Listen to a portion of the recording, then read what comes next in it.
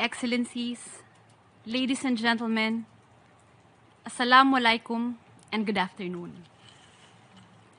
The Commission on Human Rights of the Philippines is a national human rights institution and designated Gender and Development Ombud under the Magna Carta of Women has always worked with women in the marginalized sector.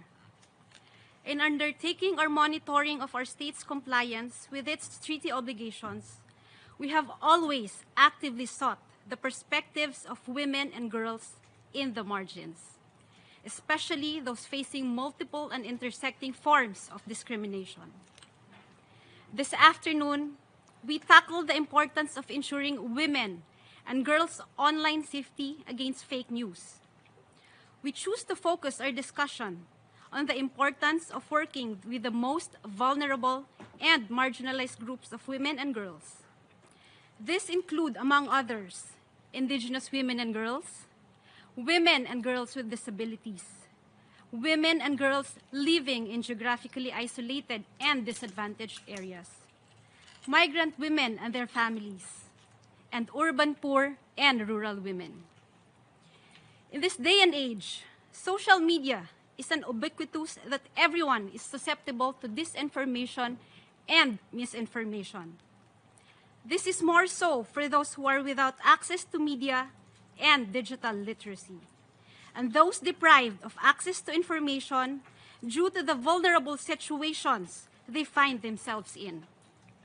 It is then crucial that in the fight against misinformation and disinformation, we must consciously adopt measures to empower vulnerable populations, not only to discern true and accurate information from fake news, but also to report any such abuses. On this, we share two examples from the Commission. First is our Lila ang kulay ng boto ko campaign. Purple is the color of my vote.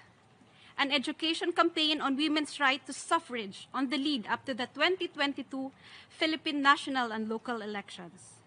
In this campaign, we provided a platform for voters' education for key sectors of women, urban poor, older women, women migrant workers, young women, women with disabilities, and rural and indigenous women.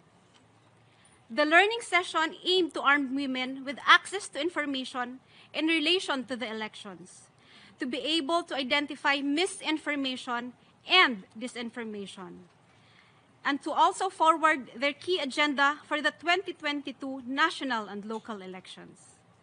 As part of the campaign, the Commission also conducted specific learning sessions for women with disabilities, provided them with election-related information, and learning sessions on fighting misinformation and disinformation. In focusing on the most vulnerable groups of women, we are ensuring that we make information, skills, and remedies accessible and available to those otherwise having little or lacking access to it. It is clear to us that part of empowering women and girls in the fight against misinformation and disinformation is directly engaging with them, making information accessible, including information in relation to accessing remedies in cases of violations.